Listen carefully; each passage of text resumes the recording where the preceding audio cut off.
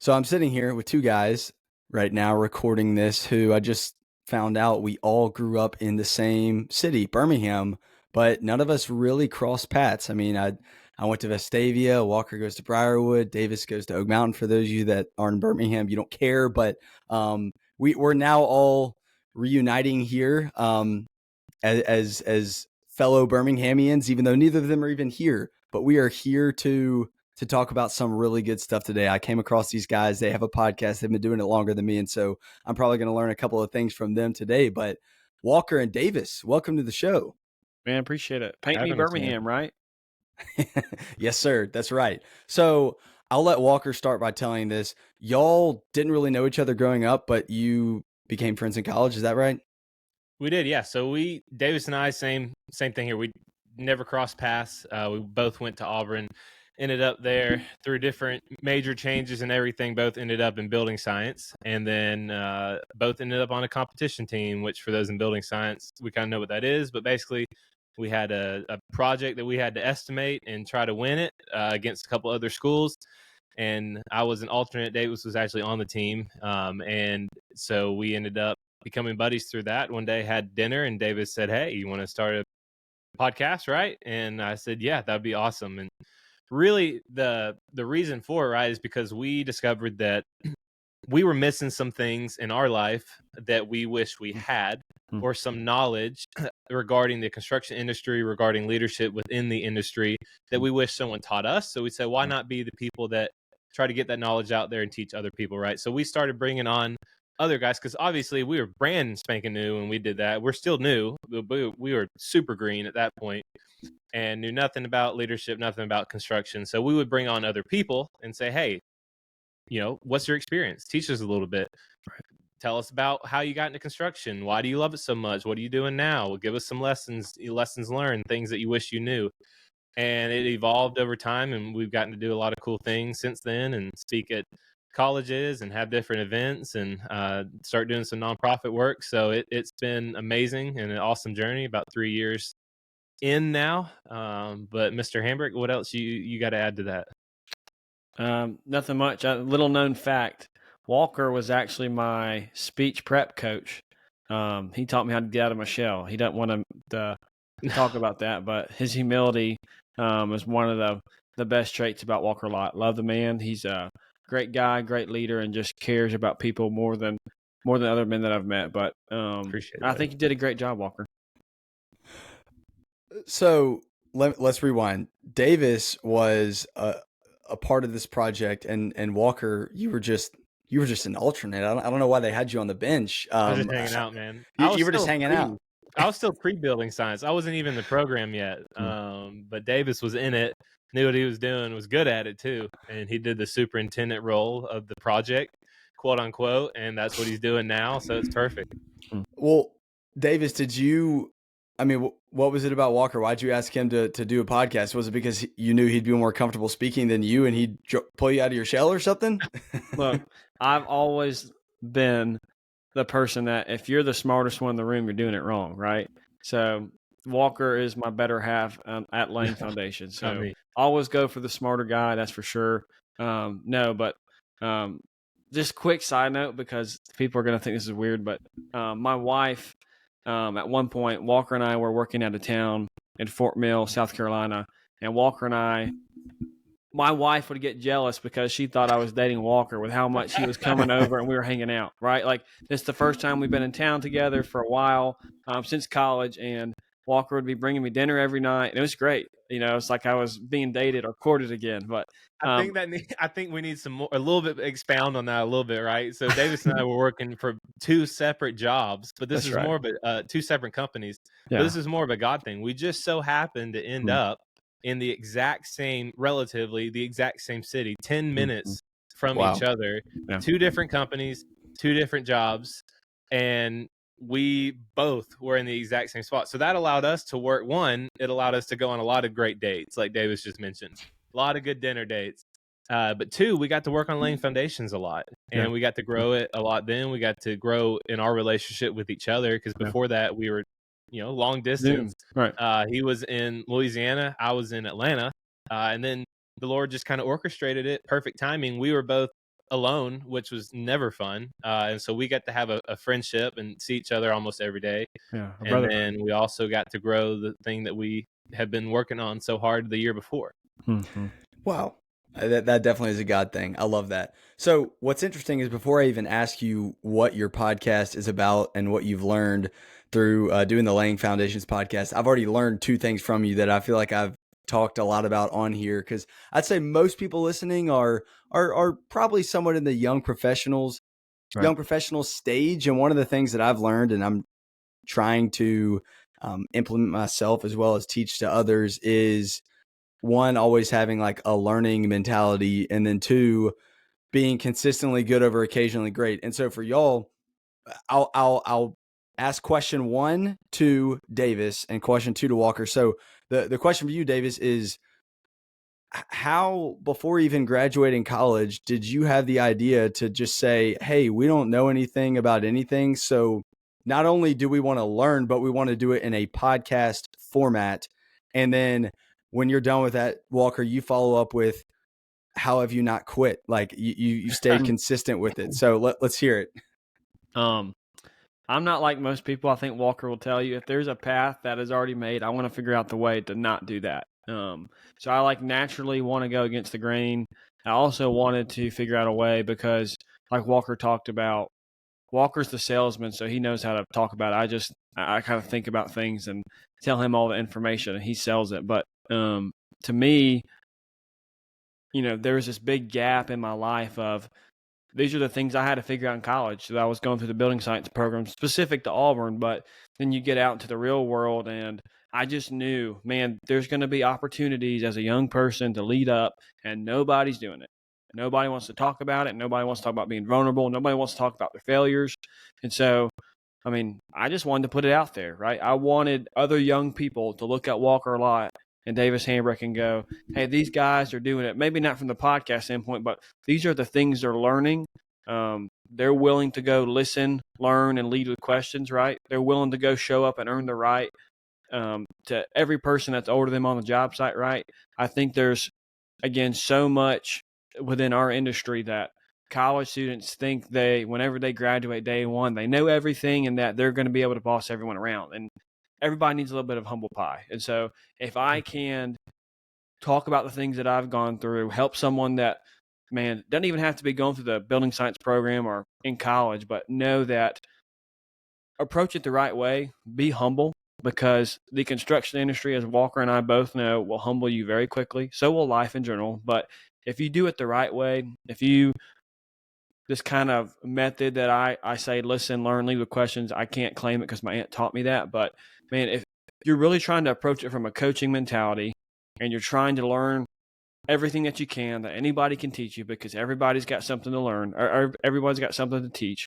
And you just show up every day and give it your best. Like, that method or that framework is going to get you 99% farther than any other person in the industry, because people don't have the humility to go ask questions and be quote unquote the dumb person. It's not even I'm the dumb person. It's I want to be able to help that other person problem solve, brainstorm, figure out what that is for them, and then let them go lead, right? Everybody wants it to be about Davis Hambrick.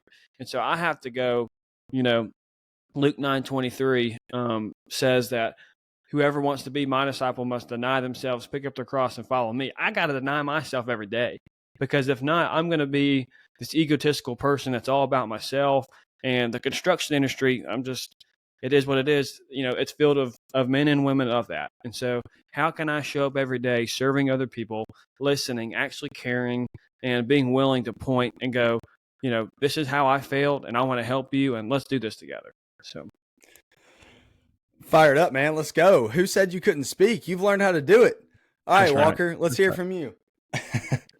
Well said. No, first of all, I got to give praises to both of y'all. Part of the reason why we've been able to do this, we have over 150 episodes now. Actually, I think 150 just came out, right, Davis? Or maybe 151, somewhere around there, is we have each other, and that's one. So the first praise goes to you, Hampton, because you're doing this alone, and it's incredibly hard, right, to do a podcast and to do it consistently. And so the fact that you're able to do it just by yourself is freaking awesome. So keep it up. Thanks, the second thing is, all the praises go to Davis on this one. This man is just a workhorse. I mean, he edits the podcast. He makes sure they get out on time. You know, both of us will switch out getting the guests and such. But I think that it comes down to when I am falling behind and not carrying enough of my weight, right? Davis picks up the slack. And sometimes when he's got a lot of stuff going on and he's busy, then I'll try to pick up the slack. And through this entire time, we've been able to kind of balance it.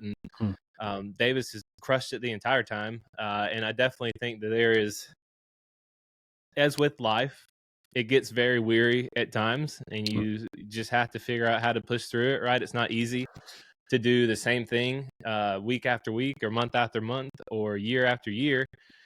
And so for us, podcast wise, you know, we just set out to, we're going to figure it out as we go, and we're going to make a lot of mistakes along the way.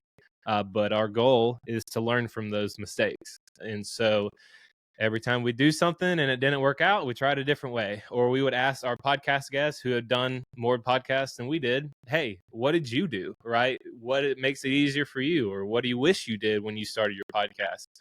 And funny enough, you know, I guess this is where sometimes naivety comes in handy, and also is hurts you sometimes as well. But a lot of the people we talk to are like, yeah, I just started doing one podcast a month, and then I picked it up from there. And Davis and I just jumped right in. We're like, we're going to do it every week. And then we've been doing it every week ever since. And so, you know, we tried to get a couple podcasts in the future and have a big queue of them essentially. And now we're running low again, so we're gonna have to make a big push to do more podcasts and have a queue. We learned that a lot of our listeners did not like an hour-long episode; they like 30 minutes or less. And so we would record for an hour, and we split that up into 2 episodes. So we did a lot of part 1 and part 2. We learned different topics that people like a little bit more than other topics. We learned how to manage guests or how to lead guests, and sometimes cut them off if we have to, right? If I'm talking too long, you might have to jump in a little bit. And so I think that really, as with life, you just got to have a learner's mentality and a growth mindset. You're going to figure it out, and you can't, the finish line is never where you want to be, right? It is the entire journey that is the part that most people overlook. They don't want to do the journey. They want to see at the very end of it. But at the point, it's the very end. That's the point of it. It's the end. It stops there, right?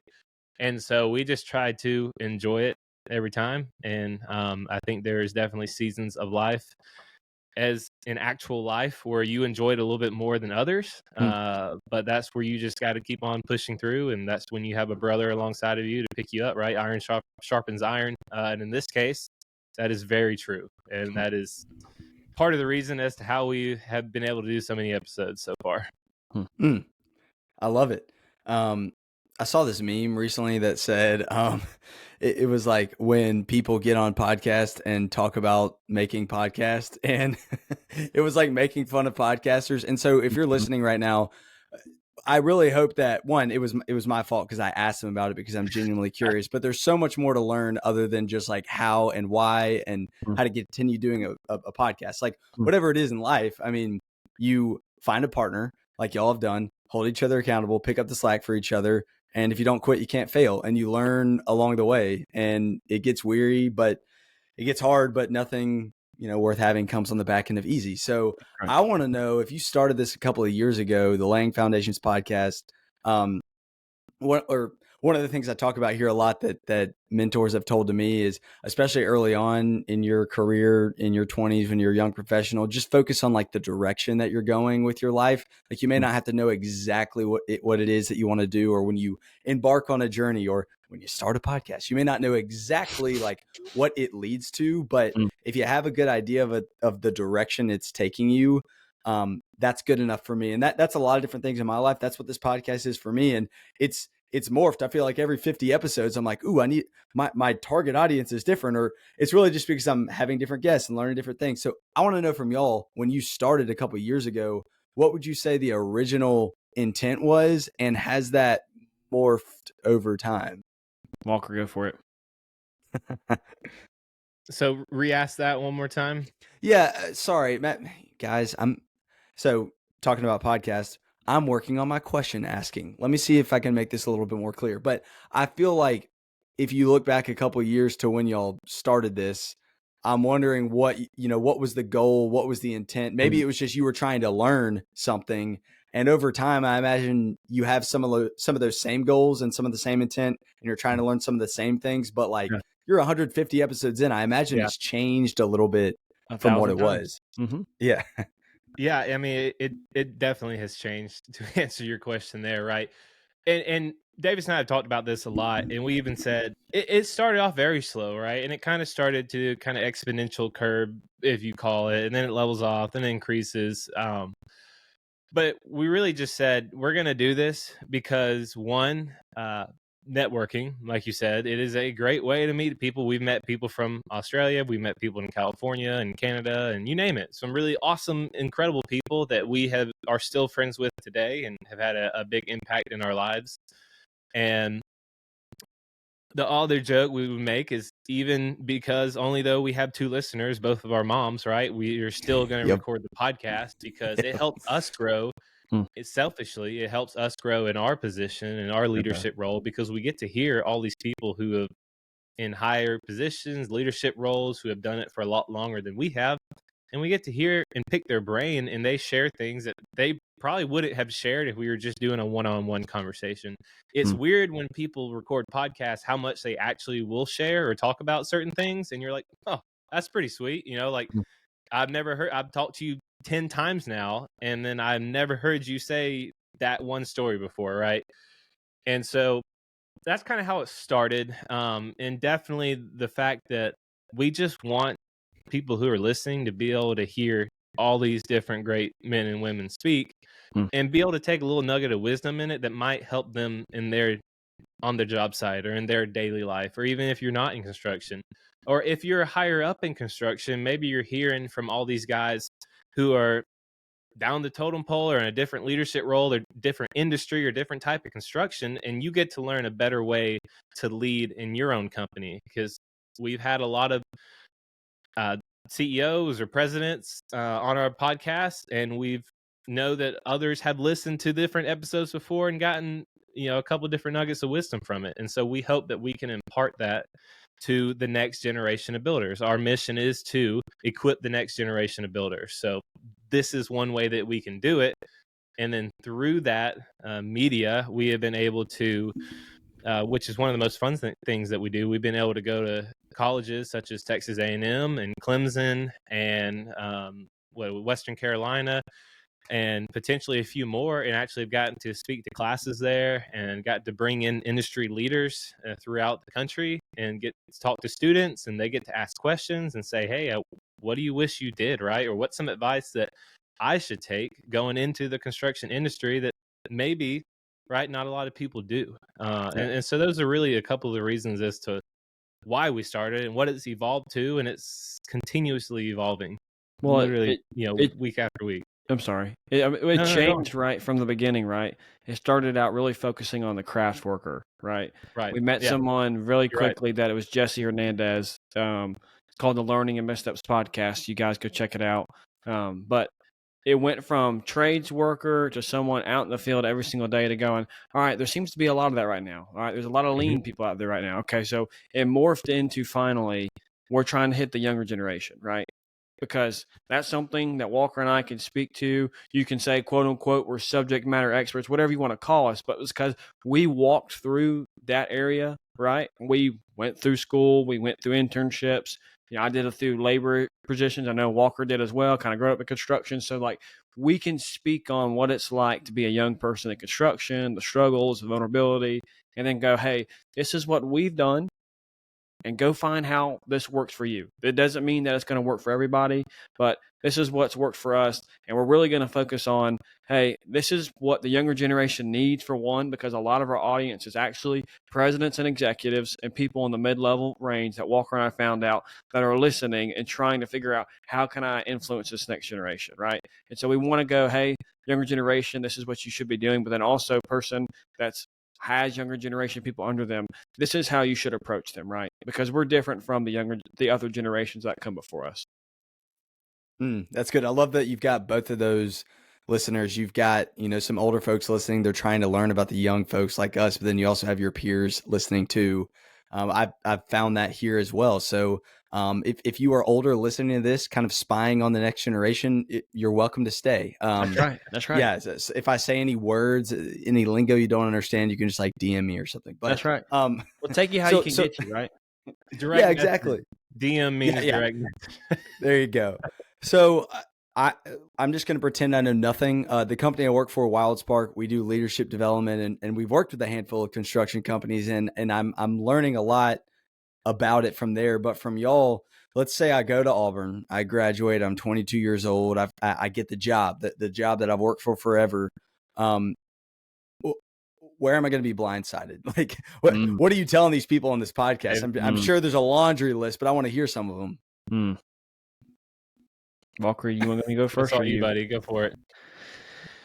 Well, we talked about it before, Hampton, right? So it's going to be, you can just turn off the ears here. I spoke about this really before we got on here, but man, it's just humility, right? I guess I talk about it all the time because I need a piece of humble pie every day. So I think that for the majority of the young people coming out of Auburn, we have the authority because this is what our company allows us to do, but we don't have the knowledge, right? And so you have to marry that. If you have the authority, you have to have the knowledge, right? But I also think there's a way to approach that, right?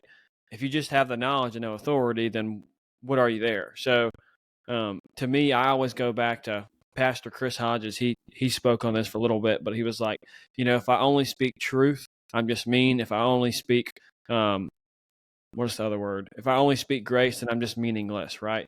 And so how do we learn in the same way to walk that line between there's sometimes I need to be direct, but there's also sometimes I need to earn the right. So I've been learning because I'm going through a leadership development with my aunt in her company. In construction, right? It's not a coaching setting, right? You're going to see people all throughout the day, various walks of life, depending on what activity the person may be happy or really pissed off that they have to do the activity that they're doing. And so you need to be looking and priming and understanding the people that you meet with. And you need to see, is this person right now giving me a green light to where I'm able to help influence and coach their life? It's different for someone from that works in an office or the company's paying for them to go through leadership development because I'm paying for you to teach me how to be a leader. I'm paying for you to coach me. I'm paying for mentorship, whatever that is. But in construction, right, there's a lot of opportunities where this guy's giving you red all day, every single day. And there's going to be an opportunity where you get to actually speak into his life. But to me, earning the right is what I've learned.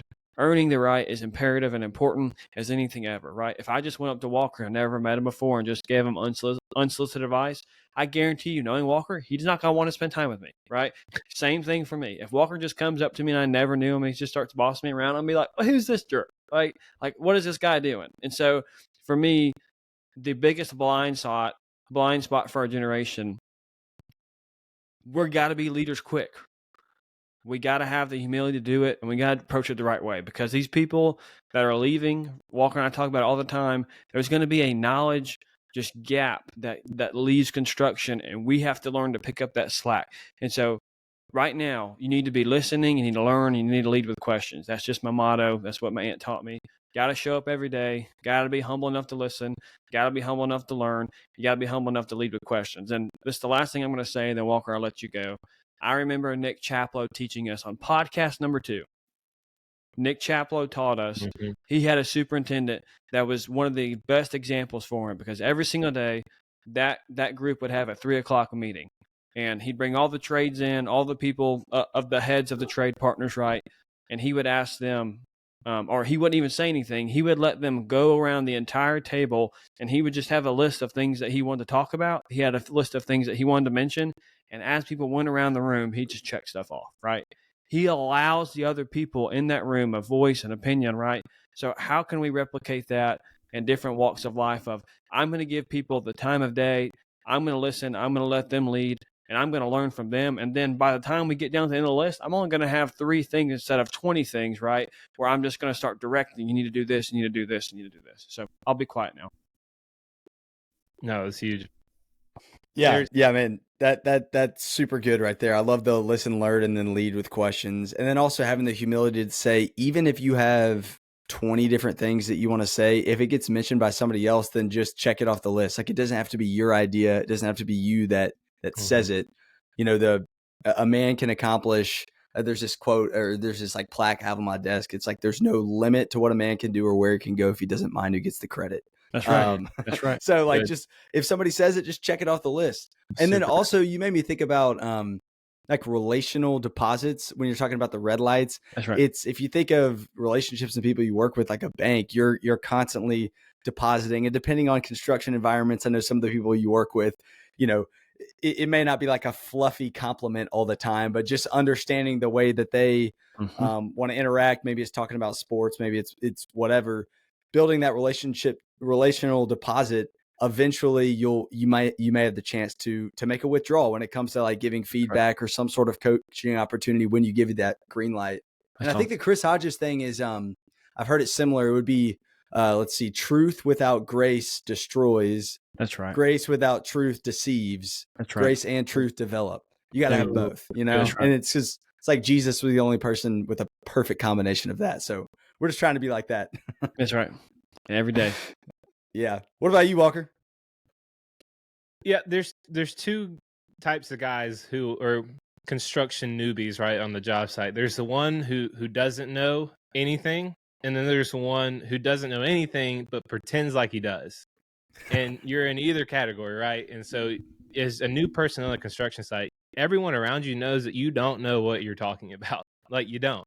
No matter what your background is, no matter if your daddy was the boss of his company and you rode with him in the truck, yeah, you might know a little bit more than the average Joe, but you still don't know squat. And so all the trades guys out there who are the ones who actually build the project, and I'm speaking from a general contractor management role, specifically in the office project management type, right? Because that's what I am. The best thing that you can do is recognize that you don't know and just go out there, like Dave said, just ask questions. Ask as many as you can, and you should want to learn something new every day. And the best people to learn something new for are going to be all of the foremen. It's going to be all the superintendents out there on the job site, and become friends with them. I like to talk to them after our morning huddle and just, how's your weekend, right? What you do, get to know them a little bit, become friends, and then talk about the job. What do you need today? What can I help you with? You know, what's your roadblock, sort of thing? And then you just start to learn. Go out there, walk in the field, get to know all the workers, ask them, why are they doing something? Because as a guy in the field, the best thing you can hear from someone is when they ask you what they're doing, and to explain it to them. Because if you're good at your job, you're going to want to talk about it. And most people love to teach it, right? When we have interns come in, I love it when they ask me questions. Hey, how do you do this? What is that? Walk around the job site with me and show me how the construction site works. I love that. I want to teach, right? So most people in the field are going to want the same thing. And so as a new guy coming on the job site, recognize this, because for the next 5 or so years, you have a get out of jail free card. You have the newbie card. You can ask stupid questions and people aren't going to look at you like you're an idiot most of the time, right? They're going to answer your question and they're going to explain it to you. And now you can put that in your memory bank and you can bring it to the next project, or you can remember it for the next time, and try not to make the same mistakes. And over time, you just start developing so much faster than the guy who comes onto the job site and doesn't know anything but pretends that he does. Because like Davis mentioned, if you're a 60-year-old foreman and you have this 22-year-old guy come on the job site, and the 22-year-old looks at the 6-year-old and tells him to do something that makes absolutely no sense, he's just going to get ignored. And the guy's going to do it the way that he wants to. And then the project is either going to go smooth or it's going to go off the rails, because there's no leadership and people don't really trust the management anymore, because they know that they're going to tell them what to do something, but it's not the right thing. And so by getting the trade's opinion, or getting whoever's opinion who actually knows how to do it, that's how you build a job, right? That's right. If I'm trying to make a decision, I go to my plumber first and say, hey, how would you do this? Or, That's right. what is the right way to do this? Mm-hmm. And then I go to my architect and say, This is what we recommend. That's the easiest way to do it. And then that's also what gives you the most respect and builds the most relationships on any job site. That's right. You brought up something that I think transcends outside of construction. the fastest way to build a relationship and make a connection with a wildly socially awkward person is just to find out what their hobby is and ask them about it. And Yeah. I feel like I mean, if you find a foreman that's been doing the thing for 30, 40 years, Mm. they're going to take pride in what they've done. Like whether Oh, they yeah. act like it or not, Oh, I've never been on a job site in my life, but I just know when you find someone that kind of has their thing, if you just ask them about it, they're going to want to talk about it. And so, Yep. man, I think the humility to to say, hey, I don't know what I'm doing, and I know that you don't know what I'm doing, so I'm going to show up and ask questions. That's right. Probably is going to take you a lot further. That's right. Yeah. I think too, just really quickly, the thing that so think about that foreman, right? That's in his 60s. You know, it doesn't have to be 60. That's just what we're talking about today. But think about that foreman. He's gotten to a certain point and he's kind of stayed there, right? So you need to learn the knowledge that he has, but you also need to learn how to help him in areas that he may not be good at, right? So I give an example. My first job, we have a guy, his assistant superintendent, he's in his 60s, but dude knows everything about how to build. Not the best at managing at all things. I don't want to plateau at assistant superintendent, but there are things that he can teach me. Construction knowledge, 100%. So what he would do was teach me everything about doors. I know a lot about doors because of this gentleman. But one of the things he didn't know how to do is operate an iPad. By the end of the job, he was doing punch lists and I was hanging doors, right? We just swapped. And so find that common ground, right? Know that foreman, he might be abrasive. He might be, I don't know, he may just be mean at some point, standoffish, but he's been burned by so many people and young guys before that he may not want to trust you. So again, go look for the way to earn the right. Go what Walker said. How do you or how would you want to do this? This is how I would do it, but tell me how you would want to do it because you probably know how to do it, right? He's going to just light up and just go show you every way to do it, the best way, the alternative way. If this doesn't work, do this, that, and he'll just start rattling things off because like Walker's taught me, Hampton, people want to talk about what they know, right? They're willing to share. And to me, I don't think there's ever a stupid question because the more you ask, the more you're going to learn.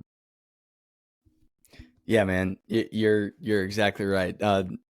This is good. I am grateful for the people that are listening to y'all and learning from you. And Davis, you actually mentioned something earlier about some of the fears, the dangers of the industry. You have a lot of people, probably 1 foot in, 1 foot out. They're about to be retiring soon. Do y'all know? I mean, I've heard that there's not as many people coming in as there are people going out, but do y'all have some sort of like data or numbers to speak to that? Like, should we be genuinely concerned about people going into the industry right now? Oh yeah. I think that the best companies are going to succeed, right? That's just going to be the proven track record. But I think the companies that are going to suffer are the people that don't transition with the times in this aspect of this younger generation. Yes, they want to get paid well, but they, beyond a shadow of a doubt, want to know that they contribute, that they matter. For me, I love that I get paid well, right? Thank you, Lord, that I get to provide for my family and my wife, right? I'm thankful. But I want to know every single day when I show up to that job site that Davis Hambrick's opinion matters and that I have responsibility every day, right? That it's not just I'm going and having a shovel and I'm digging a ditch, right? Like, what is the higher calling or purpose that we're talking about, or what are we trying to do through the life cycle of this job? Just data. When Walker and I started the podcast, it was in 10 years we're going to lose. I think 30 or 40%. I think it was 40%. I think it was higher. Yeah. Of the tradesmen that are working, people that are doing the work, right? So now it's 8 years, and I don't know if that percentage has gotten any less. I would imagine no, but people have to learn that if you're coming into this industry, there's a great opportunity, right? People want to talk about the negative side, but think about this: 40% of that generation is going to leave, and so there's going to be a massive void. And so for the young people now that are hungry, that are willing to come in and do the work and just get after it, you're going to have such a tremendous opportunity to make an impact. It's unbelievable. So I don't know the exact, for every one person that leaves, this person's coming in, but I do know, I think it's 2030, right? 40% from the latest poll says that 40% of our industry is gone, and it's that older generation. So, Yeah, that's pretty scary to think about, but I like the way that you think about it, how you will have a huge opportunity to have an impact as a lot more of them are heading out. And I do think it's the best companies, the ones that invest in people Yep. are going to win. Do y'all and this may be jumping outside of construction, but I've been very interested in the different generations, and depending on what study you look at, some say that the three of us would be millennials, some say Gen Z. I like to say we're kind of on that like zillennial side. I'd say maybe right there in the middle, but like do y'all have any idea why our generation wants to know that we're having an impact? Because I mean, I feel the same, Davis. I want to know that I matter, and not in an upward basketball, give me my trophy way, but I don't know. I want to show up to work and know that it means something. Maybe it's a testament to the world that I've grown up in. There hasn't been like just a ton of crisis or something like that. I don't have this like scarcity mentality of just trying to like make a dollar to provide for my family. Right. I don't really know why it is that our generation wants to like matter so much. I think there's two things. One, if you think about it, for most of our generation, right, the hardest thing we've gone through is 9/11, right? And that was hard for many people, right? But I wasn't at 12 years old in the Great Depression learning how to go find a job for my family. I also wasn't pulled out at 18 to go fight in World War II, right? The greatest men, the greatest generation, right? That's what our country calls them. I have no clue. I don't understand how the men, man, they were just men back then. I don't understand how they got through it. But I also think too, which this is something our parents taught us, was that we can do anything in life, right? I don't know if that's true, right? I can't do anything in life, right? And being taught that is showing, well, when I don't get it, there's going to be a darkness or a void or something that challenges me. That's just, I thought I could do anything, right? I can do anything and put my mind to it. And again, there's the American dream. I want to make sure everybody knows you can do a tremendous amount, probably the most in our country than any other. But, being told that thing and then also not having to go through like something actually traumatic. I'm not saying people don't go through traumatic things within the country, but, when you really think about it, we've had a lot. We're extremely blessed. And, man, there's such an opportunity again to matter and to mean because of how we grew up and what we've gone through. So we've always been important in the roles that we've grown up to. So now we get out into the real world and now we have to go, how do I mean? How do I matter? How do I fit into this role that I'm trying to pursue? Right. And there's a lot of getting hit in the face and getting knocked down and figuring out, man, am I fitting in this construction industry? Is this for me? Right. I've had many times talking to Walker, just being in isolation. Like for Walker and I to get in the same town in Fort Mill, South Carolina. I know we were joking about it earlier, but man, that was just a godsend. God allowed that to happen. I think it was just ordained by him because I was just coming off a nasty job, just by myself in New Orleans. But seriously, I lived in a place that I would not be proud to show anybody, right? Because I had a goal. I wanted to get out of student loan debt. Like I was just doing whatever I could to get by, and I could just feel like this darkness lift that when I moved to Fort Mill, South Carolina, and got to spend time with Walker and just getting plugged back into the Word, right? Like things just started to change, and so I think for our generation, right, don't put your identity in work, if that makes sense, right? Be willing to go, there's something more to me than just work. To us three, we know our identity's in Christ. But for people that don't know that, I would really challenge yourself because it's a dangerous spot to be in, right? We want to matter. And if you don't find that right off the bat, it could lead to, I think, isolation. So, Man, really good. that's a really great answer. Totally agree with you right there. Maybe to round us out, I'd love to hear from one of you, both of you, whoever wants to take it. Laying foundations. I know y'all obviously have a podcast, but y'all are doing some other work, and I believe have some aspirations outside of just like a podcast. So can y'all tell me about what some of the things going on now, and maybe some goals you have for the future?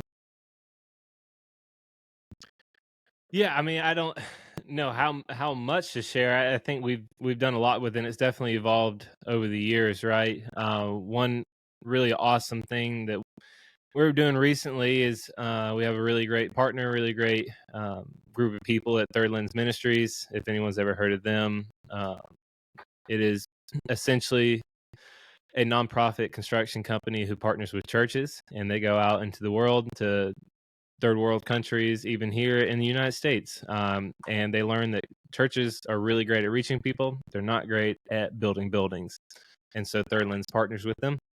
They go out and they build the building and they make sure it's built right, and they hire local labor to do that. So through their support, we are hopefully going to do some things with laying foundations and Third Lens and kind of do a combination thing. Really, a lot of what y'all do, leadership related, right? We want to reach people on the job sites, and we want to continue what we've done at laying foundations and do it on a larger scale, and also do it to where it will make an eternal impact, where we can talk to tradespeople, where we can talk to people in the job site, and one, talk to them about leadership, but two, talk to them about Jesus, and because he was the ultimate leader, right? The best leader there ever was. So how can we learn from him, and how can we spread that message? And two, how can we connect it even younger, starting in colleges? How can we set people up for success? To your first day on the job site, you already know what it's like to be a leader, or what it means to be a leader. And so now let's take that knowledge, let's take that practice that you had in college, and let's use it on the job site. Let's be a leader of men. So that's one thing that we're doing. It's don't know exactly what it looks like. Davis, might share a little bit more about it, but we are working through it. And then obviously we have Next Gen Leadership, which is a group of basically not a book club, but we typically will go through a book, leadership related, meet every other week. A group of guys, typically around 5 to 15, 5 to 10. And it's really just hey, man, what's been your experience? What have you seen in your life on the job side, in your work? What do you wish it was like? What would you change? What great examples have you been able to follow?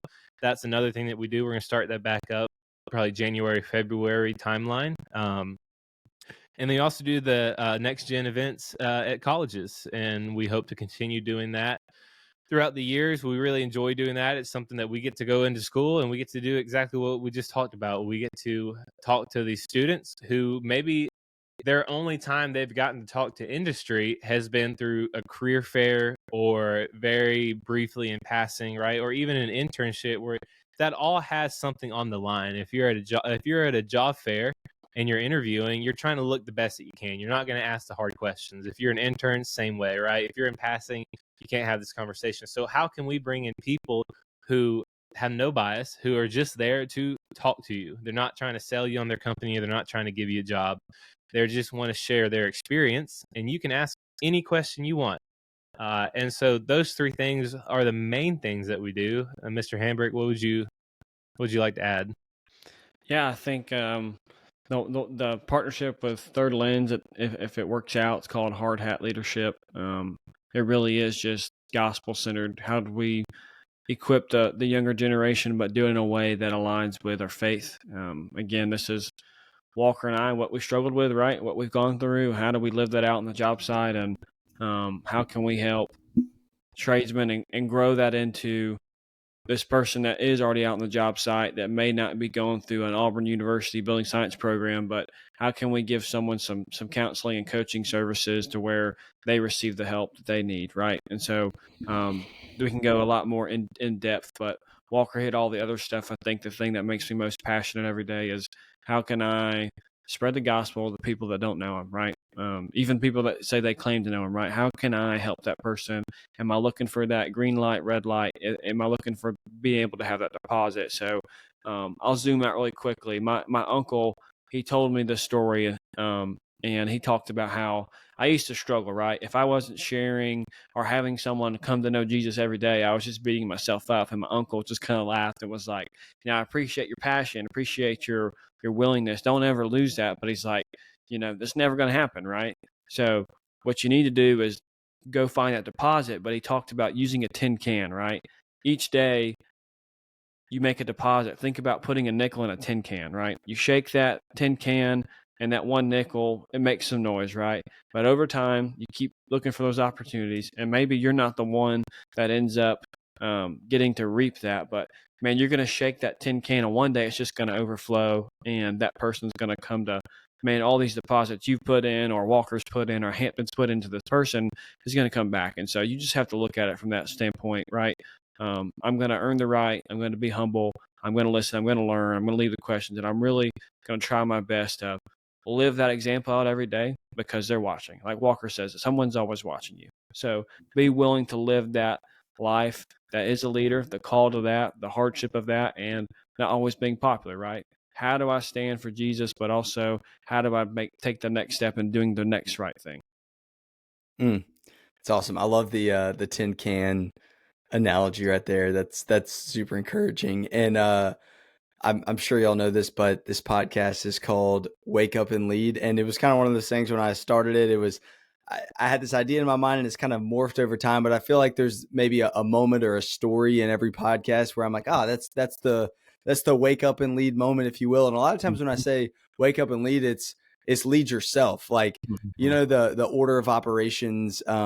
If you go back to elementary school math, I think it's please excuse my dear Aunt Sally. Well, we talk a lot about how like with leadership, it's lead me first, develop my team, deliver business results. And I think a lot of times people miss the lead me first. And so that's a lot of what my goal is here. And so I think to the listener, you may not be in construction, but you may have stepped into a new job and you're trying to act like you know what you're doing. And I would say the most important character trait of leadership is humility, and humble people ask questions. So I want our people to wake up and lead and start by asking questions, listen, learn, and lead with questions. Right, Davis? That's right. That's right. You said it. So I like my guests to tell people to wake up and lead to end. So we'll see if we can do this on 3. So I'm going to say it's time for you and me, and then you both say to wake up and lead. Sound good?